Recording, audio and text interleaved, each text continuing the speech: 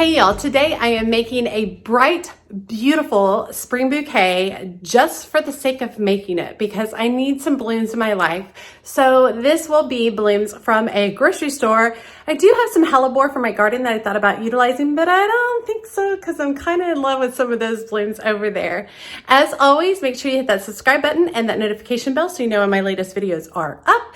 And make sure you drop me a link below. Tell me how much you are missing and can't wait for spring to come because I am ready. I'm ready. Okay, we're going to be working with some of these blooms that I picked up from Central Market. This is a butterfly ranunculus. I'm not growing this particular variety, but I am growing some butterfly ranunculus in my garden this year. These are stock, but this is a particular variety of stock called a spray stock. So it kind of sprays off instead of one big bloom. I have purple tulips. I have yellow lilies. I have green mist, Queen Anne's lace, silver dollar eucalyptus, some dusty miller, some gorgeous iris.